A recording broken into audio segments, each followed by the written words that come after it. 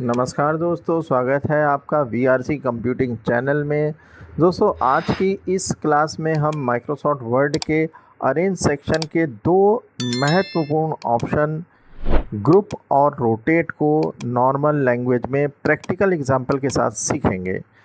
तो चलिए बिना समय गंवाए स्टार्ट करते हैं आज का वीडियो।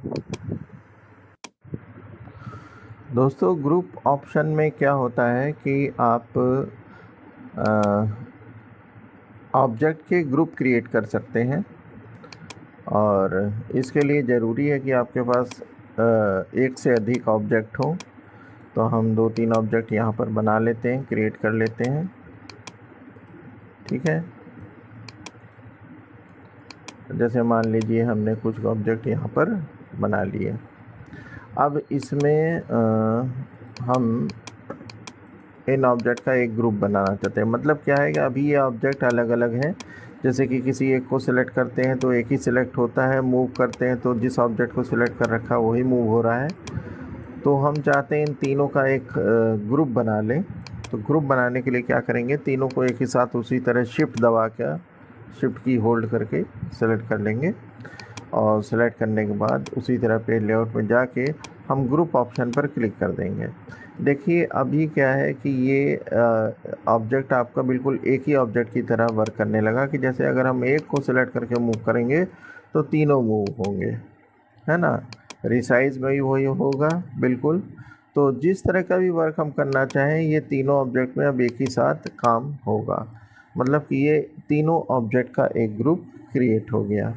ठीक है, अभी मान लीजिए हमको देखना है कि ये स्क्वायर बीच में होना चाहिए और सर्किल किनारे होना चाहिए। तो हम क्या करेंगे, इसको अनग्रुप कर देंगे और अनग्रुप करने के बाद हम इसको जैसे एडजस्ट करना चाहें वैसे एडजस्ट कर लें।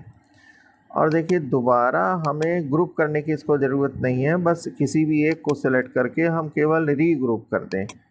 रीग्रुप से क्या होगा, जो ग्रुप पहले बना था वो फिर से अप्लाई हो जाएगा और ऑब्जेक्ट्स हमारे फिर से एक ग्रुप के अंदर कंबाइन हो जाएंगे।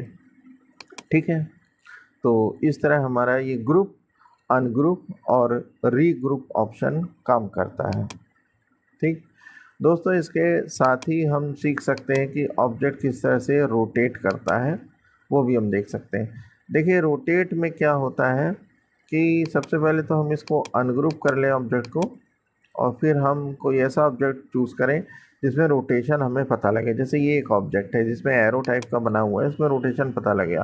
देखिए अगर हम रोटेट 90 डिग्री करते हैं तो देखिए 90 डिग्री में रोटेट हो गया, है ना। और अगर रोटेट लेफ़्ट 90 डिग्री करते हैं तो ये लेफ़्ट साइड में रोटेट हो गया, ये है। और अगर हम इसको फ्लिप करते हैं तो ये फ्लिप भी इसी तरह से हो जाएगा। देखिए फ्लिप करने के लिए ज़रूरी है कि आप कोई ऐसा ऑब्जेक्ट लीजिए जो कि क्लियर हो, समझ में आए उसका कि फ्लिपिंग कैसे हो रही। तो हम एक वर्ड आर्ट के थ्रू कुछ बना लेते हैं। ठीक है, जैसे वर्ड आर्ट में हमने टाइप कर दिया कुछ,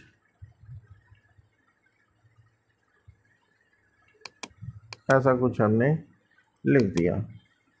अब इसको अलग करने के लिए तो हम बता ही चुके हैं आपको, पेज लेआउट में इन फ्रंट ऑफ टेक्स्ट कर देंगे तो ये बिल्कुल पेज से अलग हो जाएगा। देखिए अब हम इसे फ्लिप करते हैं, देखिए, है ना।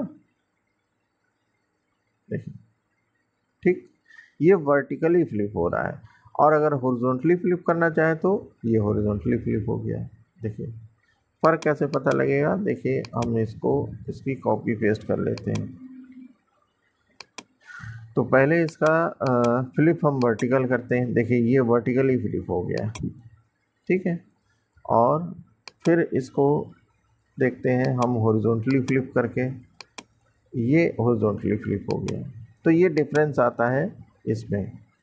वर्टिकली मतलब ऊपर का नीचे, नीचे का ऊपर हो जाएगा, पलट जाएगा, और ये लेफ़्ट राइट में इस तरह से ये फ्लिप होगा।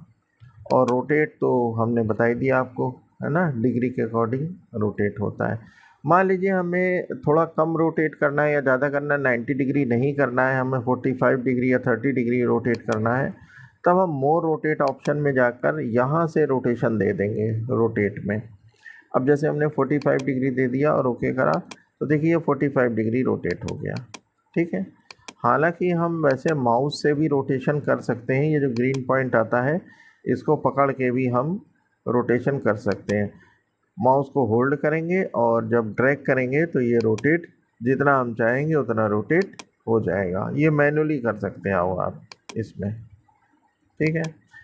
तो इस तरह से हम देख सकते हैं कि ये आप इसमें ऑब्जेक्ट को ग्रुप भी कर सकते हैं, रीग्रुप कर सकते हैं, अनग्रुप कर सकते हैं, और साथ ही साथ रोटेट में रोटेट राइट साइड में 90 डिग्री और लेफ़्ट साइड में 90 डिग्री, और साथ ही साथ आप फ्लिपिंग भी कर सकते हैं। इसको पलट सकते हैं वर्टिकली ऊपर नीचे, और फिर हॉरिजॉन्टली भी फ्लिप कर सकते हैं, ठीक है। तो दोस्तों उम्मीद है कि अब आपको MS वर्ड के ग्रुप और रोटेट ऑप्शन पूरी तरह समझ आ गए होंगे। अगर ये वीडियो आपको यूज़फुल लगा हो तो इसे लाइक करें, अपने दोस्तों के साथ शेयर करें, और VRC कंप्यूटिंग चैनल को सब्सक्राइब करना ना भूलें। मिलते हैं अगली क्लास में MS वर्ड के अगले इम्पोर्टेंट टॉपिक के साथ। Thanks for your time. नमस्कार।